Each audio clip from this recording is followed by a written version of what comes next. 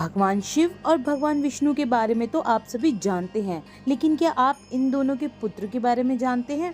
आप ये जानकर एक पल के लिए हैरान जरूर हो जाएंगे, लेकिन ये सच है। पुराणों के अनुसार शिव जी और विष्णु जी का एक पुत्र था। जानते हैं इसके पीछे का रहस्य?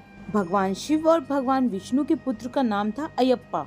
आप सोच रहे होंगे कि दोनों के पुत्र कैसे संभव है। अयप्पा भगवान विष्णु अवतार मोहिनी और भगवान शिव जी के पुत्र थे, इसलिए इन्हें हरिहर पुत्र के नाम से भी जाना जाता है।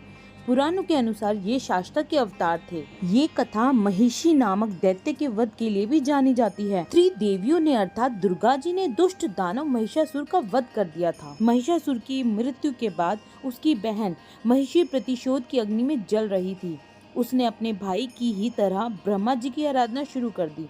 जब ब्रह्मा जी ने उससे वरदान मांगने को कहा तो उसने अमरता का वरदान मांगा।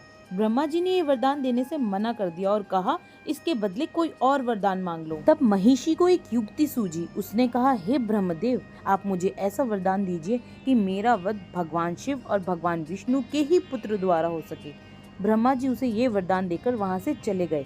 ये वरदान पाकर महिषी के अहंकार और अत्याचारों की सीमा ना रही, क्योंकि वे सोचने लगी कि भगवान शिव और विष्णु दोनों तो पुरुष रूपी परमात्मा है, भला दोनों से किसी पुत्र का जन्म कैसे हो सकता है। अतः वह अमर हो गई। भगवान शिव अपनी पत्नी पार्वती जी के साथ श्री विष्णु के निवास स्थान गए और उनसे अपने मोहिनी रूप का दर्शन कराने का आग्रह किया। वे बोले, प्रभु, मैं आपके उस अवतार का दर्शन करना चाहता हूँ जिसे दैत्यों को मोहित करके आपने देवताओं को अमृत पिलाया था।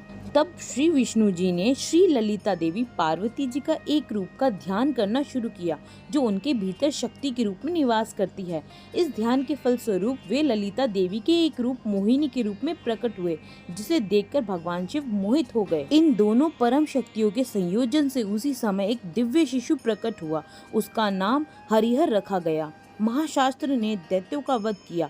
इस प्रकार से भगवान शिव और भगवान विष्णु जी ने दैत्य का वध भी कर दिया और ब्रह्मा जी के वरदान का मान भी रख लिया। तो ये सब लीलाधर भगवान का एक लीला नाटक है। ऐसी और नई नई कहानियों के लिए हमसे जुड़े रहिए और हमें सब्सक्राइब करना ना भूलिए। धन्यवाद।